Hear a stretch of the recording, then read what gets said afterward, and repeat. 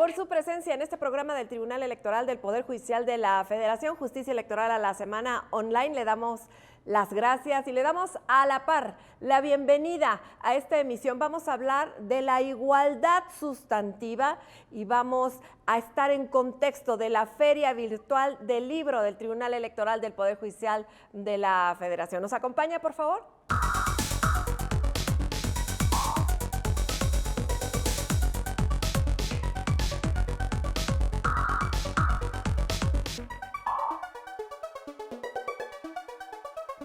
Pues la Feria del Libro del Tribunal Electoral tiene ya una historia importante y en este 2022 se realizó de manera virtual, y dentro de los trabajos de esta Feria Virtual del Libro del Tribunal Electoral 2022 se llevó a cabo un conversatorio que tiene que ver con el futuro de la igualdad sustantiva. Ya está con nosotros y le quiero dar la más cordial bienvenida desde algún lugar de Guatemala, pues nuestro invitado, quien es representante de los pueblos indígenas de América Latina ante la UNESCO, y me refiero a Álvaro Popac, a quien le doy, como siempre, la más cordial bienvenida y te abrazo hasta donde te encuentres. Álvaro, bienvenido.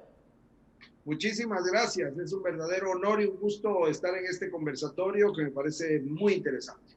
Muchísimas gracias, Álvaro. Y bueno, yo te preguntaría, ¿cuál es la importancia desde tu perspectiva, desde este puesto que tú ocupas en la UNESCO, de que una institución electoral como el Tribunal Electoral lleve a cabo este tipo de ejercicios, la Feria Virtual del Libro, y aborde este tema, por ejemplo, el futuro de la igualdad sustantiva?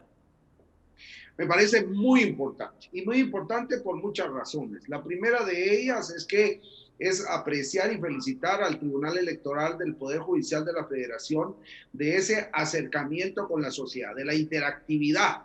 Estamos en tiempos nuevos, así que tenemos que aprovechar todas las tecnologías de la información y de la comunicación. En consecuencia, ese acercamiento, esa interactividad, esa búsqueda de encuentro en términos de pensamiento, en términos de sujetos sociales, en términos de las reflexiones desde la ciudadanía, son fundamentales. Pero también porque mantienen el interés. Es decir, aún en medio de la pandemia, aún en medio de las crisis y dificultades, estamos hablando de un tema que debe de mantenerse en el interés ciudadano. Tercero, hay una provocación al tema de los grandes debates sustantivos, y eso es fundamental. La democracia, la participación, la reflexión en términos de los ejercicios sociales tienen que ser permanentes, no en momentos electorales, no en ciertos momentos, sino de manera permanente, y eso es lo que están haciendo desde el Tribunal Electoral. En quinto lugar, o en cuarto, es un escenario para los actores sociales, es una plataforma importante, pero también es clave, ojo, para la comunicación con las élites, porque esta herramienta no es de masas, esta herramienta va para los que tienen software, los que tienen el hardware, que permite esta comunicación y que tienen en consecuencia la capacidad de conectarse. Y esto no es masivo.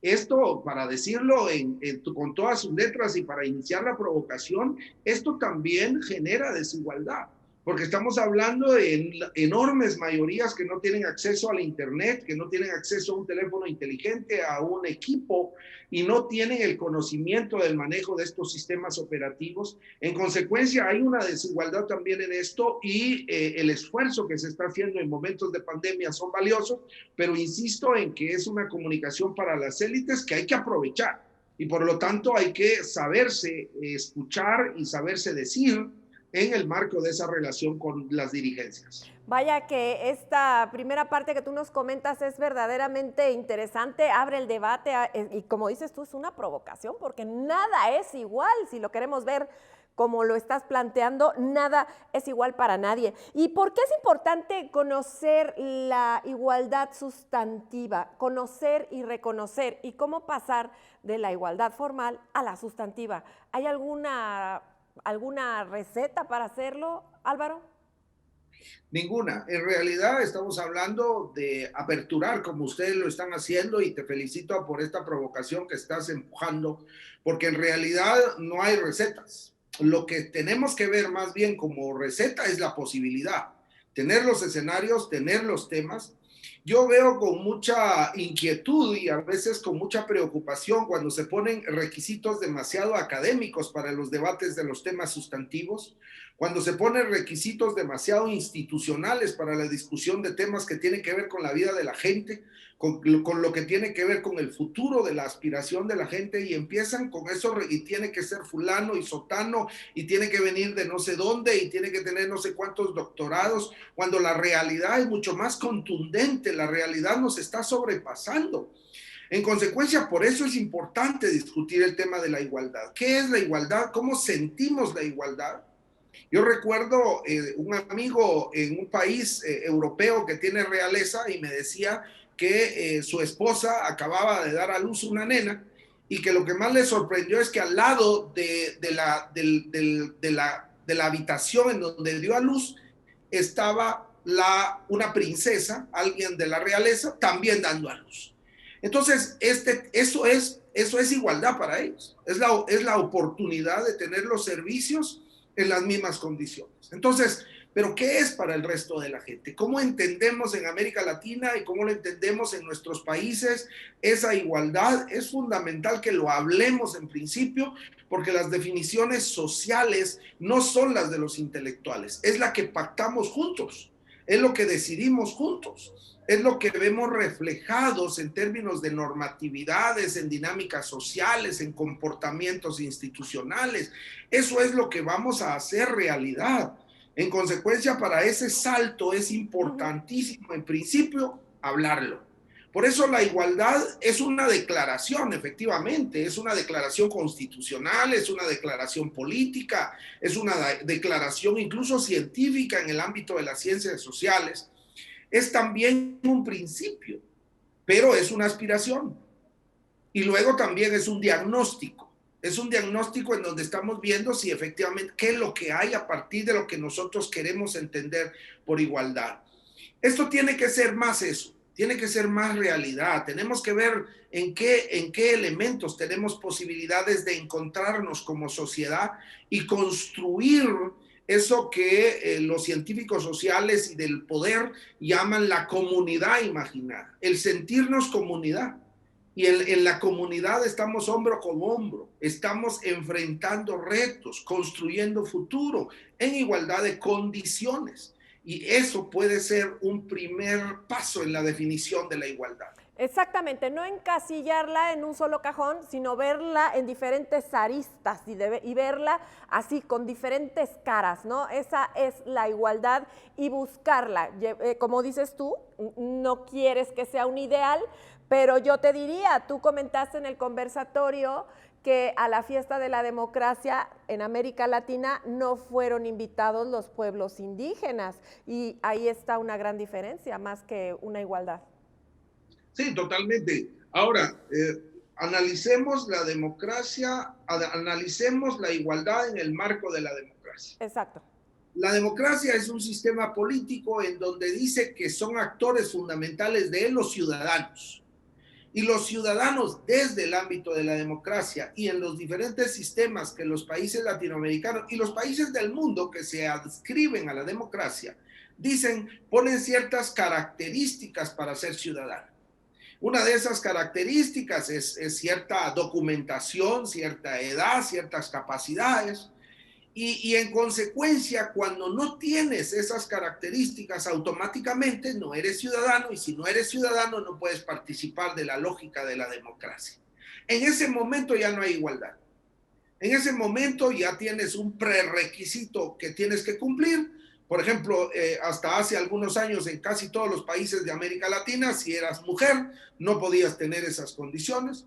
Pero el problema es que para entrar a la democracia, como yo he dicho siempre en estas provocaciones que hago, es que a la fiesta de la democracia que en todos los países y durante más de 2 décadas funcionó en América Latina, la búsqueda de la democracia desde el ámbito electoral, no fueron tomados en cuenta los pueblos indígenas porque es una fiesta de invitación, hagamos el símil, es una fiesta de invitación con traje formal. Y a la fiesta con invitación nosotros no teníamos invitación, no teníamos traje formal tampoco.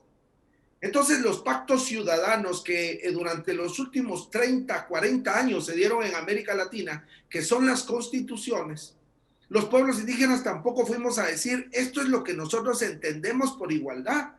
Las mujeres indígenas rurales analfabetas, que son más del 50% de los pueblos indígenas en América Latina y en México, que estamos hablando más de 25 millones de gentes, la mitad de ellas son mujeres.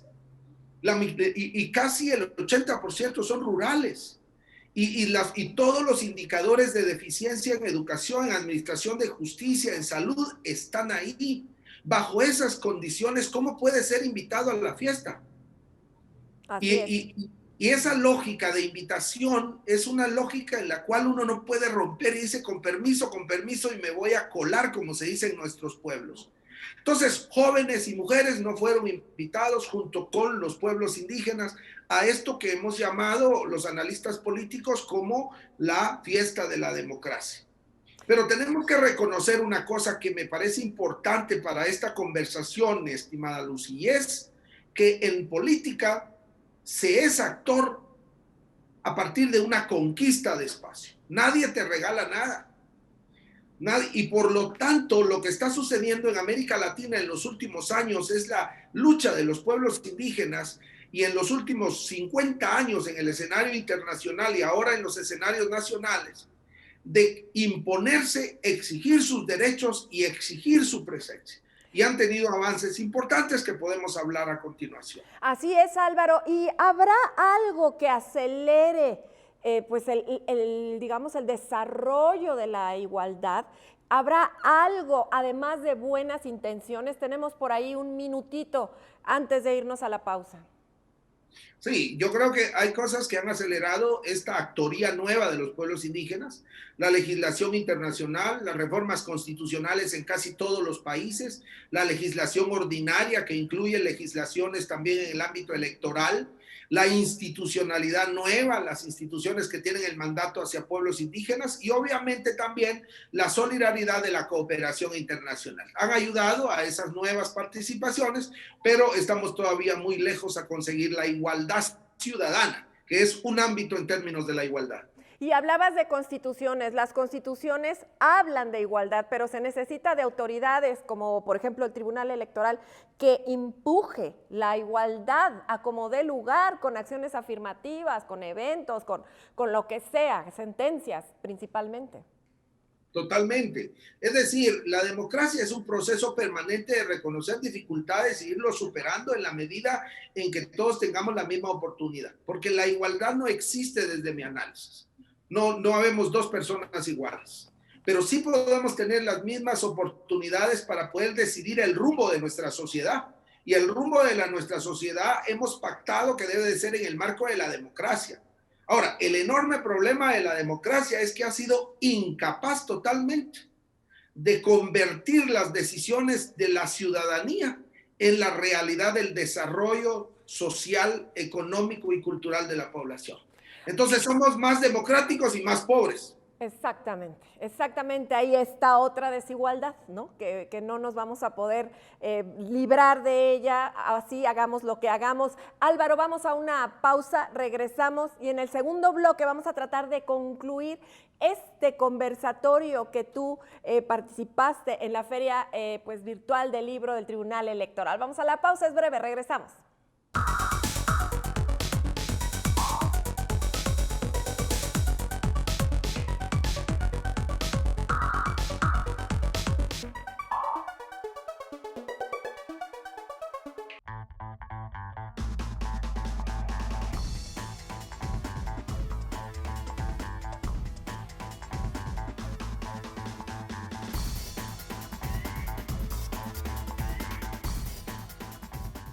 Álvaro, estamos platicando con Álvaro Pop de lo que se dijo en el conversatorio en la feria virtual del libro del Tribunal Electoral, esta igualdad sustantiva. Y yo te quisiera preguntar, Álvaro, tú mencionaste la importancia de la autodeterminación para los pueblos y comunidades indígenas, que debe ir a la par de la igualdad. O sea, eso no se puede separar. en realidad estamos hablando de autodeterminación para todos. Ujú.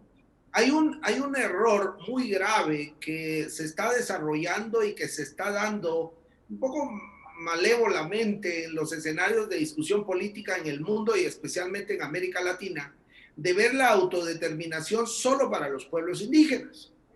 Entonces se está pensando que los pueblos indígenas pueden incluso hacer cesión de Estado y crear nuevos estados.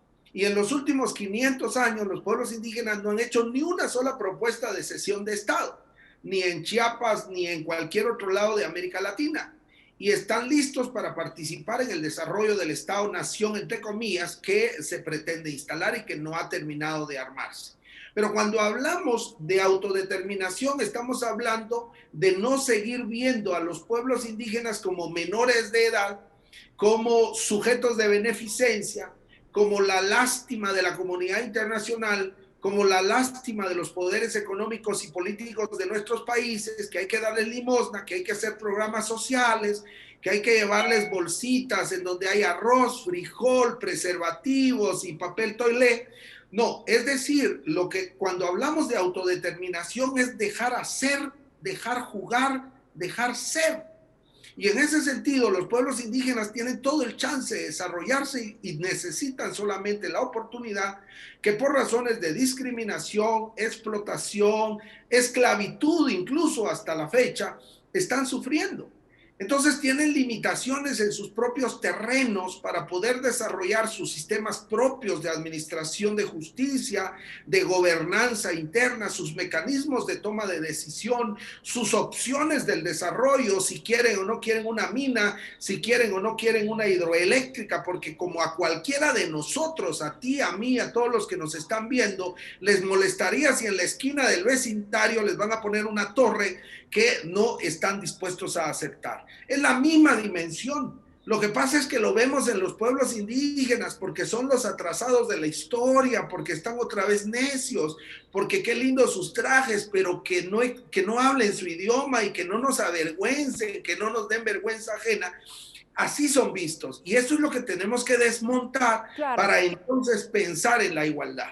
Exactamente, y tú tocas dos temas muy importantes que el Tribunal Electoral ha vislumbrado, ha resuelto aquí en sede jurisdiccional, las consultas y el derecho de los pueblos y comunidades indígenas.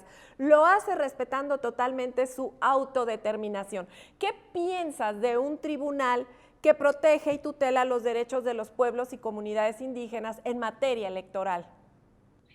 Efectivamente, me da mucho gusto y ha sido para mí un enorme honor tener algunas oportunidades que voy a compartir, empezando con que en la presidencia del Foro Permanente para Cuestiones Indígenas de Naciones Unidas en Nueva York, tuvimos la oportunidad de recibir la delegación del magistrado presidente Luna Ramos, que nos presentó los avances que se estaban teniendo en términos de resoluciones, mecanismos, institucionalidad en México para el tratamiento de los derechos de los pueblos indígenas.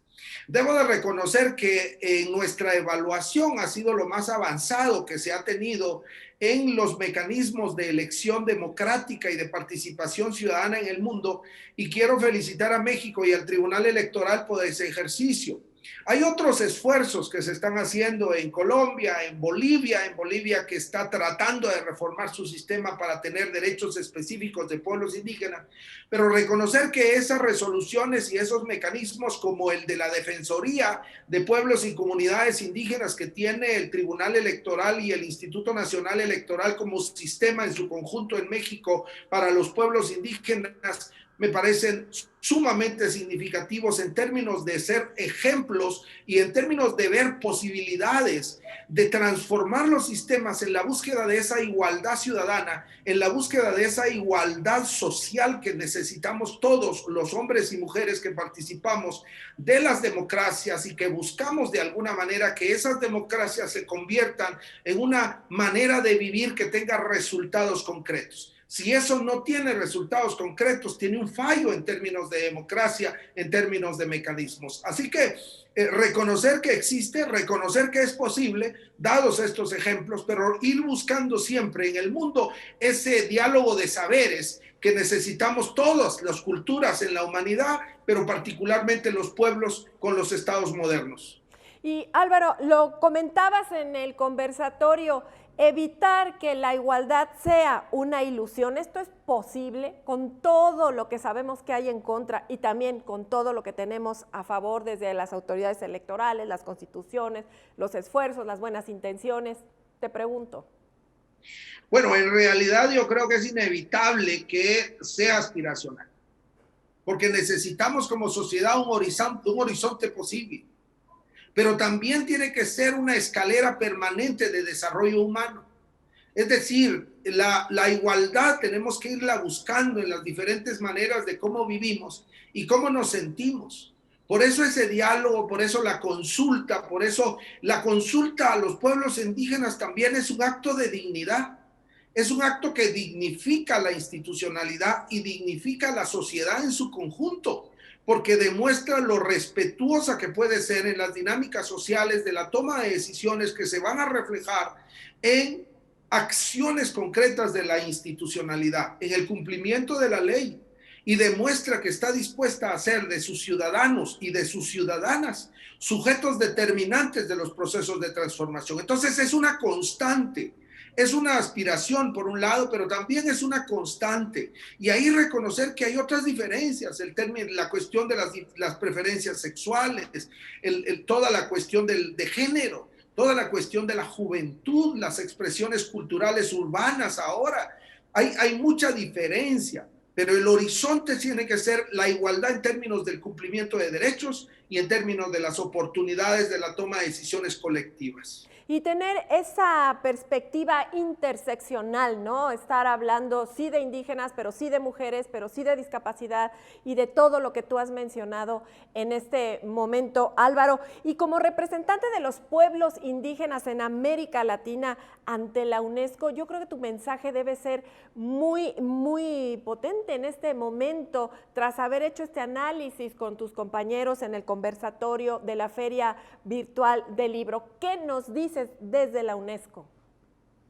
Bueno, en realidad la UNESCO es un organismo de Naciones Unidas que tiene mandatos precisos en torno a la educación y la cultura particularmente, y es un espacio sumamente importante para todos los pueblos, y es el organismo de Naciones Unidas que tiene el mandato más preciso en torno a la diversidad cultural. Es una enorme oportunidad, efectivamente.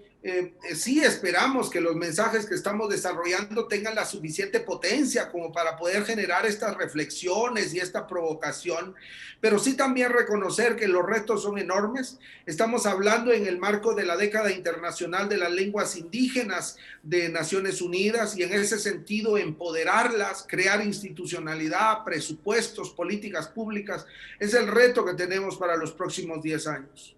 Y bueno, entonces, desde este punto de vista y tomando en cuenta lo que tú dijiste en el conversatorio, la democracia es una forma de vida, ¿podríamos hacer que la igualdad fuera una forma de vida a través de la cultura, a través de estos foros? ¿Qué piensas? Sí, bueno, yo creo que tampoco podemos llevar la cuestión de la igualdad hasta maneras que pueden superar las capacidades humanas. La igualdad como aspiración nos va a permitir ser mejores día a día, mejorar condiciones institucionales, sistemas políticos. Tenemos que regresar a la economía política, tenemos que regresar a cómo realmente vamos a convivir y mejorar nuestra vida. Estamos ante el reto del cambio climático que nos está llevando a pensar que la vida de la humanidad no va a pasar de los futuros 100 años. Así que tenemos que reconocer que eso nos llama a pensar y trabajar sobre cómo podemos ser más iguales en términos de las oportunidades y en términos de las posibilidades de construir artefactos que ayuden a toda la humanidad. Es el reto. Pensar que esa es una manera de vida, sí. Pensar que puedo ser diferente, pero al mismo tiempo tener las mismas oportunidades, que nos dé el chance de tener dignidades y desarrollos en igualdad de condiciones, es la construcción que queda por hacer y que tenemos que lograr. Bueno, Álvaro, y siempre queda por ahí algo que no dije, como cuando retomamos todo lo que dije en el conversatorio y de pronto dije, esto no lo dije. ¿Qué sería? ¿Qué sería en este momento para ti, Álvaro?